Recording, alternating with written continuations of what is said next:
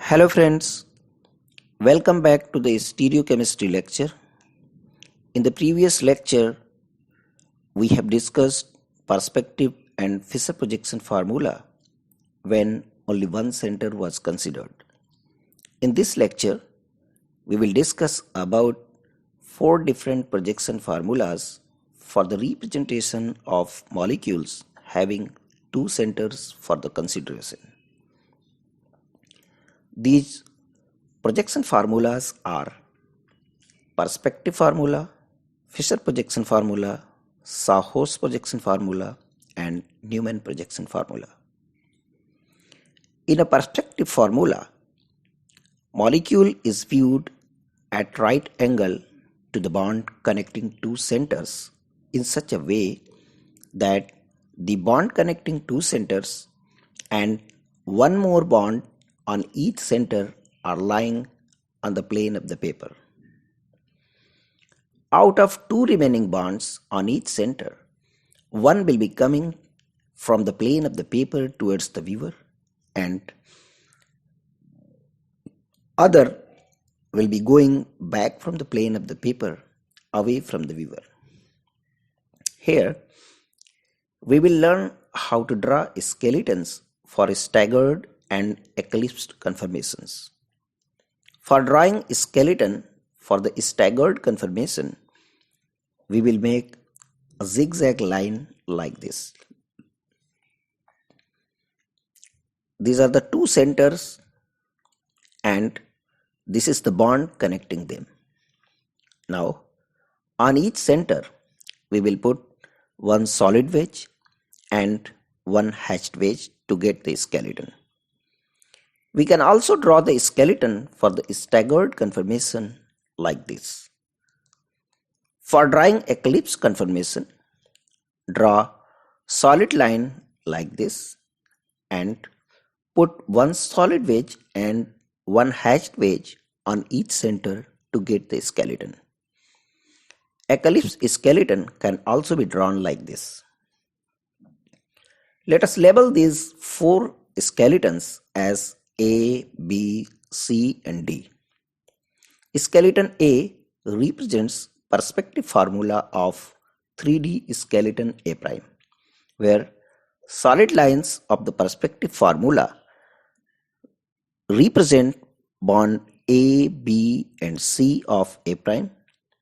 Solid wedges represent bond D and E, while hatched wedges represent bond F and G. Similarly, B represents 3D skeleton B prime, C represents C prime, and D represents D prime.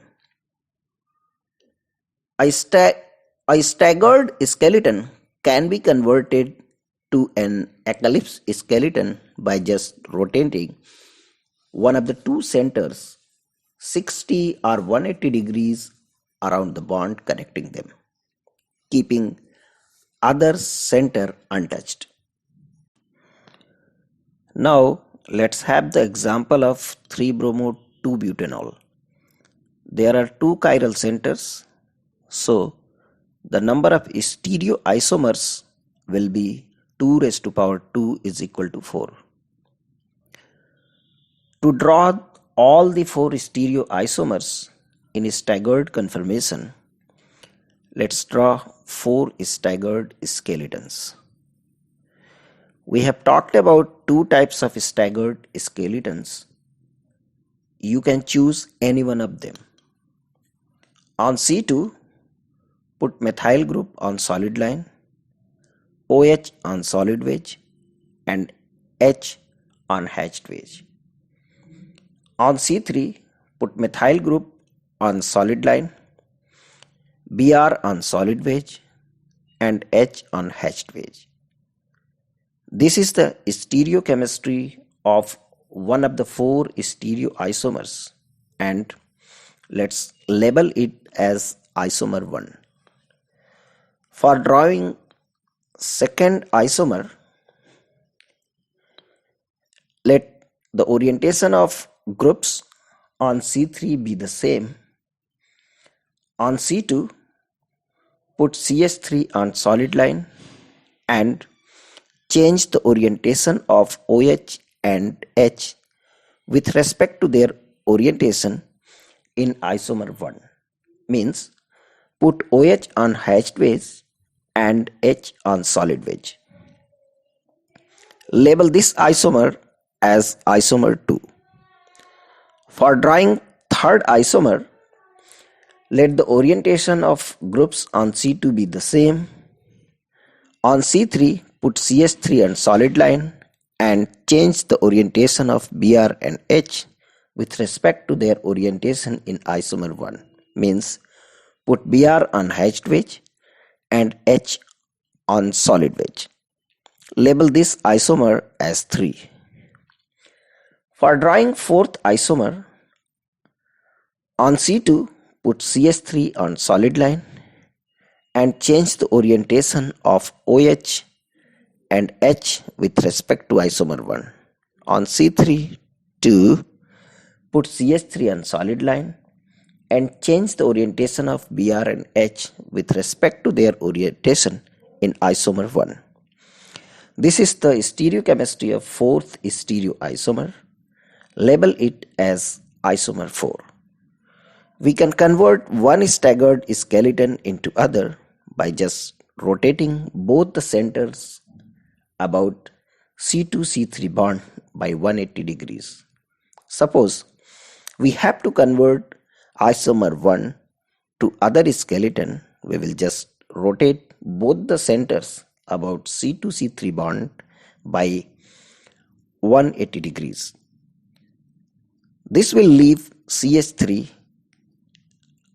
remain on solid line and there will be mutual exchange of position of OH and H on C2 and Br and H on C3. By the same operation, we can convert isomer 2 to 2 prime, 3 to 3 prime and 4 to 4 prime. If you want to convert staggered form to eclipse form, just rotate any of the two centers about the C2-C3 bond through 180 degrees. Suppose we have to convert a staggered form of isomer 1 to eclipse form.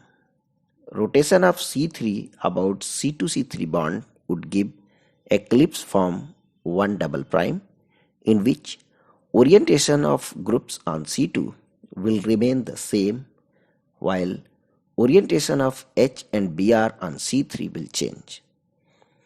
Rotation of C2 about C2-C3 bond through 180 degrees will give eclipse form 1 triple prime, in which orientation of groups on C3 will remain the same while orientation of H and OH on C2 will change. 60 degrees rotation of a center around CC bond keeping other center constant converts staggered conformation to eclipse and vice versa. Suppose we have one of the stereoisomers of 3-bromo-2-butanol shown by A. It is a staggered conformation. Let's label the two centers as C2 and C3. If you rotate C3 about C2-C3 bond clockwise through 60 degrees, keeping C2 constant, it will lead to the eclipse conformation B. In this, spatial arrangement of groups on C2 will remain the same while spatial arrangement of groups on C3 will change. On C3, H will be on solid line, Br will remain on solid wedge, while CH3 will be on hatched wedge. If you rotate C3 again about C2-C3 bond clockwise through 60 degrees, keeping C2 constant, it will lead to the staggered conformation C. In this, spatial arrangement of groups on C2 will remain the same while spatial arrangement of groups on C3 will change. On C3, H will be on solid line. H will be on solid wedge. Br will remain on solid line, while CS3 will be on hatched wedge. If you rotate C3 again about C2-C3 bond clockwise through 60 degrees, keeping C2 constant, it will lead to eclipsed conformation D. In this, spatial arrangement of groups on C2 will remain the same, while spatial arrangement of groups on C3 will change. On C3, H will remain on solid wedge, Br will be on hatched wedge, while CS3 will be on solid line. Similarly, clockwise rotation of C3 about C2-C3 bond through 60 degrees in D will give conformation E. Same rotation in E will give F, and finally F will lead to A. In other way, we can say that clockwise rotation of C3 about C2-C3 bond through 60 degrees, keeping C2 constant, gives B. 120 degrees rotation gives C. 180 degrees rotation gives D. 240 degrees rotation gives E, and 300 degrees rotation gives F. Conformation D, E, and F can also be obtained by anti-clockwise rotation of C3 about C2-C3 bond through 180, 120, and 60 degrees respectively. Fisher projection formula. Regarding Fisher projection formula, we should always remember 2 points. Point 1. In Fisher projection formula, molecule is in eclipsed conformation. Point 2. Molecule is viewed in such a way that the bond connecting two centers is vertically oriented and the lateral groups are projecting towards the viewer. Suppose we have isomer 1 of 3-bromo-2-butanol. The perspective formula of the same is given as. This formula is in staggered conformation. Let's label carbon bearing OH as C2 and carbon bearing bromine as C3. For converting it into Fisher projection, our first job will be to convert it into eclipsed conformation. This can be achieved by rotation of one of the two centers about C2-C3 bond through 60 or 180 degrees. Suppose we are rotating C3 through 180 degrees. This will give us eclipse skeleton. Put the groups on C2 as such. On C3, put methyl group on solid line. 180 degree rotation causes exchange of groups between solid wedge and hatched wedge. So, in the eclipse conformation, H will be on solid wedge while Br will be on hatched wedge. Now, view the molecule along C2-C3 bond from upper side because lateral group are projecting this side. If you view the molecule keeping your face towards C3, the skeleton of the molecule will look three-dimensionally like this. The 3D skeleton can be shown using solid and hatched wedges as. Now, put two methyl groups on hatched wedge because they are going away from you. On the upper center, put H on the right and Br on the left. And on the lower center, put H on the left and OH on the right. Replacement of solid and hashed wedges in this formula will give us Fisher projection formula. If you view the molecule like this, then the Fisher projection formula will become like this. Sahor's projection formula. In a Sahor's projection formula, CC bond connecting two centers is viewed from an oblique angle. Suppose we have isomer 1 of 3-bromo-2-butanol. Label the carbon bearing OH as C2 and carbon bearing bromine as C3. If you look at the C2-C3 bond with an oblique angle from C3 side, the skeleton in the 3 dimension will look like this. To represent this 3D skeleton by Sahor's projection, draw a slant line, one standing line on each terminus of the slant line in antiparallel directions, and then 2 slant lines on each terminus of the slant line like this. Put methyl group on the terminus of the 2 standing lines. Since you are looking from C3 side, so on C3 Br will be left and H will be right.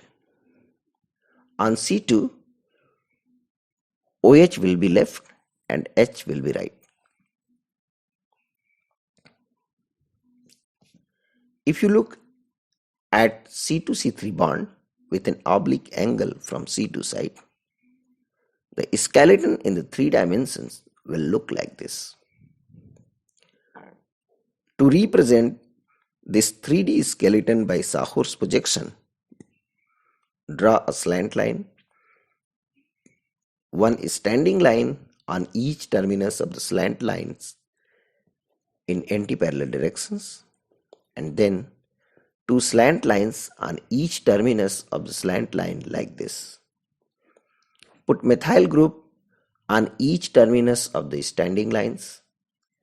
Since you are looking from C2 side, so on C2 OH will be right and H will be left. On C3 Br will be right and H will be left. If you rotate C3 center about C2-C3 bond through 180 degrees, it will give eclipse conformation 1 double prime. If you look at C2-C3 bond with an oblique angle from C2 side, the skeleton in the 3 dimension will look like this. The Sahor's projection of this 3D skeleton now will look like this. Put methyl group on the terminus of each standing lines. Since you are looking from C2 side, so on C2 OH will be right and H will be left. On C3 Br will be left and H will be right. Newman projection formula. In a Newman projection formula, a molecule is viewed along the axis of CC bond connecting 2 centers. The carbon in front is represented by a point where 3 lines are seen to intersect, and the carbon at the back is represented by a circle. The 3 lines emanating from each of the carbons represent its other 3 bonds. Suppose you have isomer 1 of 3-bromo-2-butanol and you have to make its Newman projection. To accomplish this task, you will have to view along C2-C3 axis. Suppose you are viewing from C2 side. The skeleton in 3D will look like this. To make a skeleton for Newman projection, make a circle and put a point at the center of the circle, where point represents C2 while circle represents C3.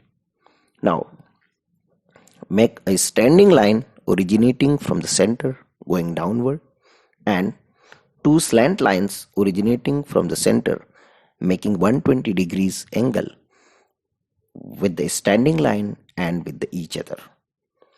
Now, draw a standing line originating from the periphery of the circle going upward and two slant lines making 120 degrees angle with the standing line and with each other. This is the skeleton for the staggered conformation where the adjacent dihedral angle is 60 degrees. Put CS3 on the terminus of a standing line originating from the point H on the left and OH on the right slant line. Put CS3 on the terminus of the standing line originating from the periphery, H on the left and BR on the right slant line. Suppose you are going to view from C3 side. The skeleton in 3D will look like this. To make a skeleton for Newman projection, make a circle and put a point at the center of the circle, where point represents C3 while circle represents C2.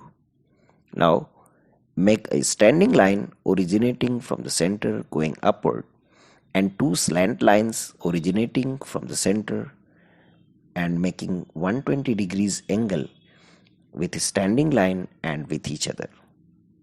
Now, draw a standing line originating from the periphery of the circle going downward and two slant lines making 120 degrees angle with the standing line and with each other. This is the skeleton for the staggered conformation where the adjacent dihedral angle is 60 degrees. Now put CS3 on the terminus of the standing line originating from the point. Put BR on the left slant line and H on the right. Put CS3 on the terminus of the standing line originating from the periphery, OH on the left and H on the right slant lines. To get eclipse conformation, you can rotate C2 or C3 about C2-C3 bond through 60 or 180 degrees. If you rotate C3 about C2-C3 bond through 180 degrees, it will give you eclipse conformation 1'. If you view 1' from C2 side, the skeleton in 3D will look like this. In this, you will not be able to see C3 and the three bonds originating from it. To draw the Newman projection, make a circle and put a point at the center, where point represents C2 and circle represents C3. Now, make a standing line originating from the center going downward and two slant lines originating from the center making 120 degrees angle with the standing line and with each other. Make three lines originating from the periphery like this. The dihedral angle is 0 degrees. In an ideal scenario, bonds originating from C3 will not be visible to you as shown in 3D picture, but for the sake of simplicity, they have been shown in the Newman projection. Now, put different groups to their respective positions to get eclipse Newman projection.